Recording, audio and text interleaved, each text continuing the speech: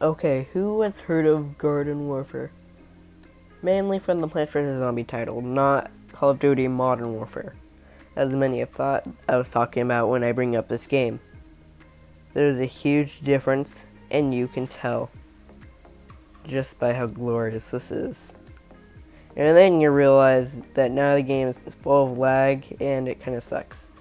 Still basically has everything else that it normally has, but just much laggier. And with that lag comes so many issues. Tired of lag? I don't know what to tell you. Play Plants vs. Zombies, Garden Warfare 2, which is way better, but this just has a special nostalgic touch that makes it so much better. Just think about it. A bunch of plants fighting a bunch of zombies with guns. They're all shooting at each other. Pew pew pew pew pew. Garden Warfare 2 has more of that, much more maps, a lot better stuff. But Garden Warfare 1 just has that special touch that makes it so great. But now it's ruined due to the servers not really being that up to date. I don't know what's wrong with the servers, but now if I play anything that involves multiplayer, I have so much horrible lag. Like, horrible lag. I can't even really move around without being sent back to my spot, and very rarely I can get a kill, which is the only way I can actually get coins other than just playing the game itself. So yeah. But then you remember Driftwood Shores, the best map ever made. And don't even get me started on the bosses. They're so diverse and interesting. And then the classic trailer, good gameplay, the variety, the bosses. And then there's Main Street. That was another map that everyone loved. Not everyone, but a lot of people. And this game has anything you could ever want in a quirky, fun shooter. It has special challenges. It has big bosses every 5 rounds, even though you would have to play 2 games to get 4 bosses. I wish they added Endless. And then there was the live action ad. That was just insane to see, but it still doesn't make sense why there's just a random little potato mine that popped up. Like, where'd it come from? And then you think about, how did they get the money for merchandising? What company helped make this?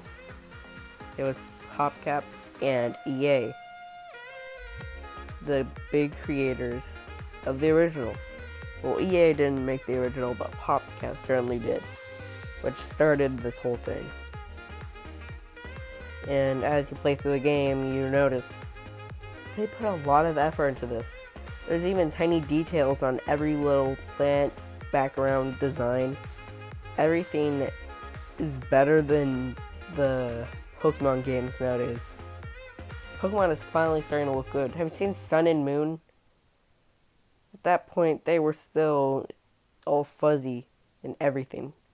I had to play games on the Nintendo 3DS like that.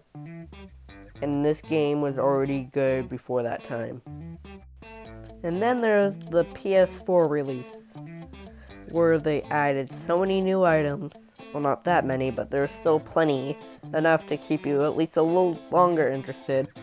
Which leads you to remembering that there was the map, Jewel Junction, where the scariest thing imaginable attacks you. A train. And then they also added the Snapdragon as another plant. I don't know why they showed that, because in the actual game you can never move around the plants. And then there was also Boss Mode, another great thing that was added to the game, with Cactus Canyon, which I'm pretty sure was around before that. But there was so much to enjoy in this game. There was also a thing known as animation in this game, which thank God it had, or else I think everyone would just be sliding blobs and nothing would be interesting at all. Which brings me to my next point. I have met a Twitch streamer who is really good at this game. He's not amazing, but he's pretty good to enjoy. And he's also in Wales, somewhere across at least from me, across the world. But he does speak English, and he is very good at making the content. And this isn't the only game he plays. Check out his YouTube/Twitch for more stuff like this. But there's also another one known as Sniped.